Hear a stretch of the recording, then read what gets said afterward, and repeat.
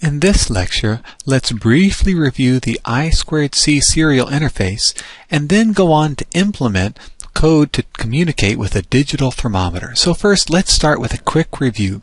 The I2C interface needs only 2 wires. Now the top speed is rather low, but it's great for reducing external pin usage. In addition, it's truly a bus. Each device on the bus has a unique address. Specifically, each address consists of 4 bits determined by the type of device, then 3 bits determined by the actual electrical wiring. Typically, each device will have 3 pins on it that you can configure, and this is in fact the case for the digital thermometer we'll communicate with. Recall also that this is an open collector interface. We need 2 pull-ups on the SCL and SDA line. The protocol always begins with a start bit. It consists of 8 data bits followed by an acknowledge, and a transmission is ended by a stop bit.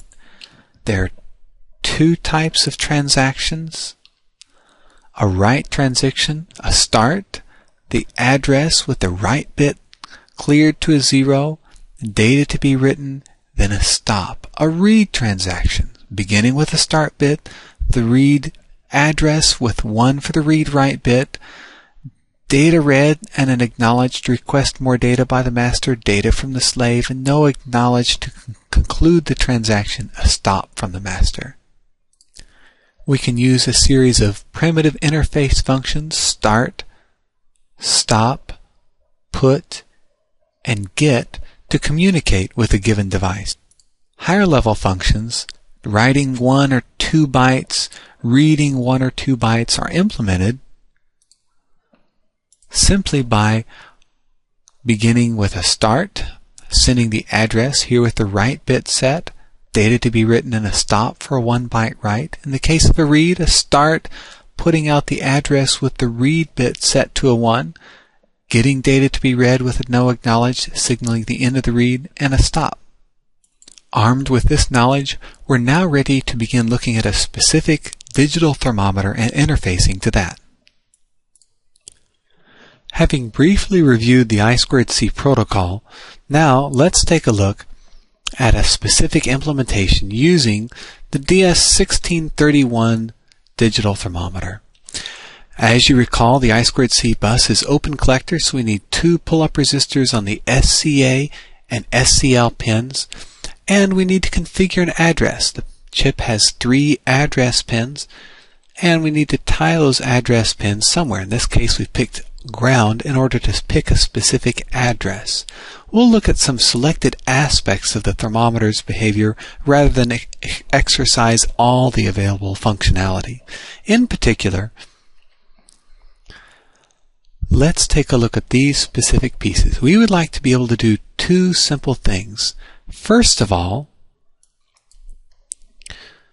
we would like to make use of an 8-bit write.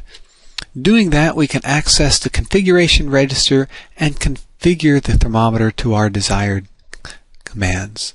Second, we'd like to do a 16-bit read, where we read back a 16-bit or 9-bit temperature value embedded in a 16-bit string. So in order to do those 2 things, let's look first at the address byte that both read and write transactions are required to send. For the DS1631, the top 4 bits of the address are 1001 for this class of device. The next 3 bits are those 3 address bits. Since we've wired all 3 pins to ground in this example, those 3 bits will be ground. And then last but certainly not least, the read-write bit will specify whether we're doing a read or a write. In the most straightforward case of doing a write, here's what a transaction will look like. As always, we begin with a start. We move immediately to sending that address with the write bit set to a 0 and receive an acknowledgement from the thermometer. Next, we're going to send the command byte, an 8-bit value. In this case, that value is hex AC to say we'd like to access the configuration register. followed by an acknowledgement from the thermometer. Finally, we send 8 bits of data to actually configure the thermometer, get an acknowledgement, and then conclude the transaction by sending a stop. The final transaction that we'd like to make use of is a 16-bit read where we can read back the actual temperature data. As always, the transaction will begin with a start, follow with the I2C address. The 0 is set to indicate this is a write, and then we'll see the acknowledge come back from the thermometer. We'll send it a command byte. Now this is a write, not a read. Therefore, when we send it a command byte, we're not allowed to read anything in return apart from an acknowledgement saying that the thermometer received that command. The command in this case is AA, saying we would like to read the temperature register. Next, instead of sending a stop, we can send something called a restart, the equivalent of a stop followed immediately by a start. By starting a new transaction but maintaining control of the bus, we can then address the thermometer again, but this time come back with a read transaction, and the thermometer understands that following that write will be the read that's enabling us to gather the temperature information, and that responds with an acknowledge. We then read the most significant, followed by an acknowledge, the least significant, and don't acknowledge that last byte saying we read enough data, at which point we issue a stop and finish the transaction. So notice that pattern, which is something a bit new. We start with the write transaction and tell it what we'd like to read, and then we follow immediately after a restart with the read in which we read the requested data. That's a very common I2C pattern. However, before we're allowed to read that temperature, we do need to send one last type of command, a standalone command, which simply tells the device to begin converting the temperature. We can send it a start or stop continuous conversion command, after which we're free to read that temperature. Let's look at writing code to implement those 3 classes of transfers using the functions we've discussed thus far. First, we'll do the standalone command to start continuous operation. This is just a 1-byte write. We send the address, 1 byte indicating a hex 51 start continuous, and a stop. To do that, of course, we need to know what the address of the DS1631 is. We'll define it as hex 90, the device type 1001, 3 zeros based on pulling the 3 address pins to ground